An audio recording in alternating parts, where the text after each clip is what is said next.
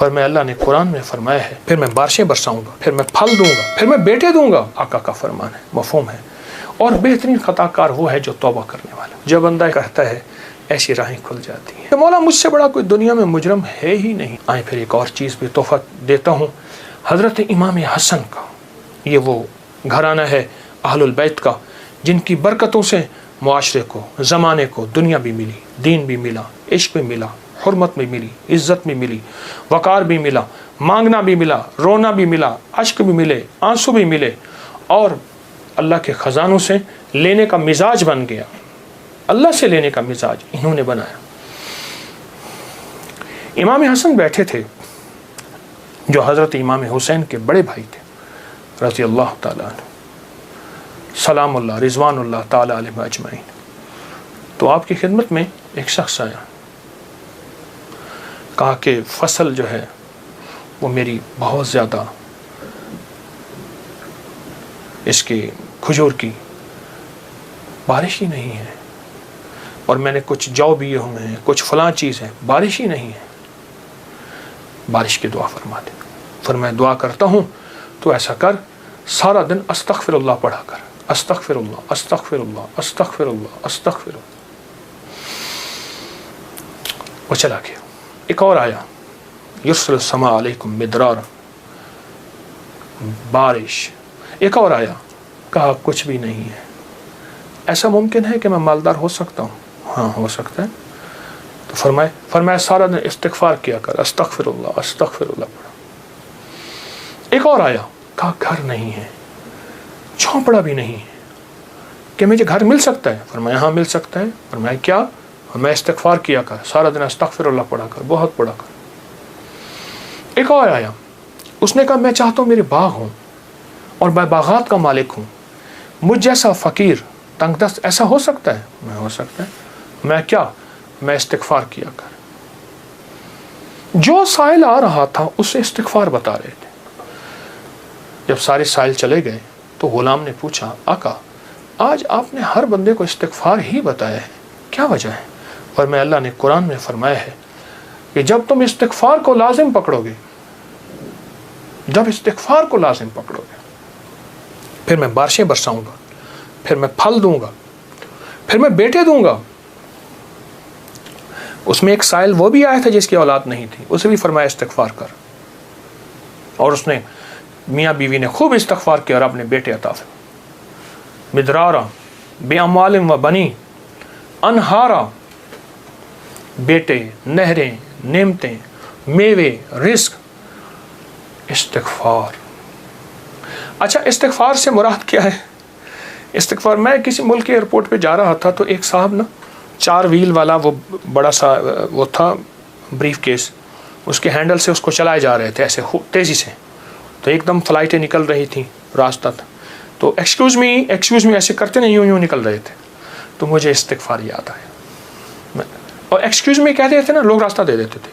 اچھا جب بندہ استغفار کہتا ہے، استغفار کرتا ہے، ایسی راہیں کھل جاتی ہیں، ایسے راستے کھل جاتے ہیں، ایسی منزلیں آسان ہو جاتی ہیں۔ کیوں؟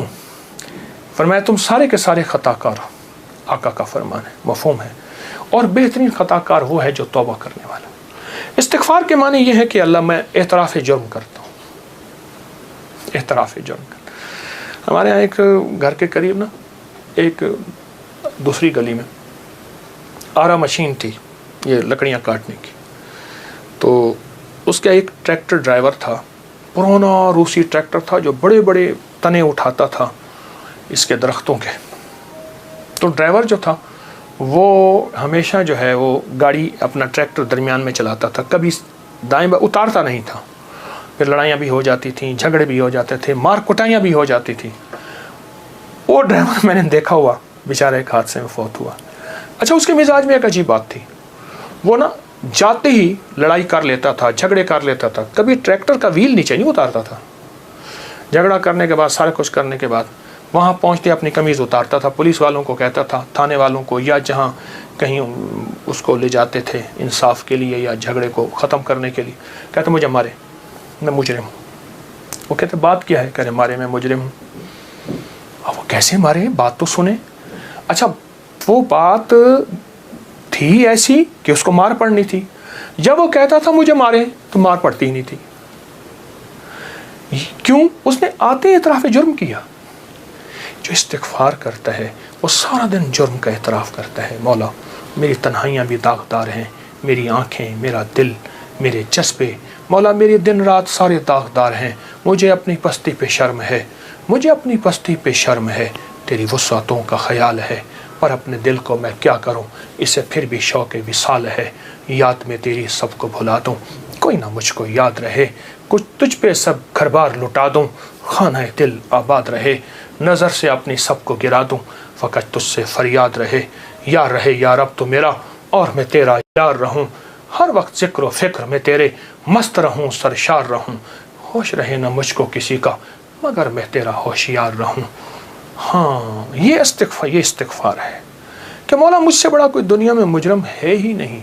मैंने अपने जुर्म का 100% एतराफ़ भी करता हूँ, मुझसे बड़ा कोई मुजरिम नहीं। जब बंदा इस जज्बे पे आता है, फिर अल्लाह के ख़जानों से उसके लिए हैरत अंगेज़ बरकत, रहमत, रिज़्क़, इज़्ज़त, वुसअत, अता, शफ़क़त और रहमत के दरवाज़े खुलते हैं। तो ये शुहदा की यादें हमें मांगना भी देती हैं, मांगना भी सिखाती हैं, अल्लाह के ख़जानों से लेना भी सिखाती हैं। और ये शुहदा की यादें हमें बहुत एक रास्ते और मंजिल देती हैं। आएँ हर साल 9-10 मुहर्रम नहीं, अपना पूरा दिन, अपनी पूरी रातें, अपना सारा साल 9-10 मुहर्रम बनाना है और आशूरा का दिन बनाना है। वो क्या? मांगने वाले, सजदे न छोड़ने वाले, उन शुहदा की यादों के लिए, उन शुहदा की यादों के लिए, उनकी ज़िंदगी, उनकी सच्ची राहें ना छोड़कर अल्लाह को मनाने वाले, दुआएं मांगने वाले, गरीबों का ख्याल करने वाले, इस्तिग़फ़ार करने वाले, नफिल पढ़ने वाले, सजदे करने वाले और हकूक़ का ख्याल करने वाले, हलाल हराम की पहचान करने वाले। एक तरफ हराम है और तख्त है, एक तरफ हलाल है और खून की नदियाँ हैं, तो फिर ख़ुद फ़ैसला करना होगा कि हुसैन ने कौन सा फ़ैसला किया था और यज़ीद ने किसका फ़ैसला किया था। और यज़ीद ने तख्त का फ़ैसला किया और हुसैन ने शहादतों का फ़ैसला किया। उनके फ़ैसले गलत नहीं थे, वो फ़ैसलों में सच्चे थे। वो हमें एक ज़िंदगी दे कर गए हैं, मुझे भी आपको भी, मुझे भी आपको भी उस ज़िंदगी को सोचना है और उस ज़िंदगी को सोच के आइंदा के लिए अपना लाएअमल काम कायम करना है।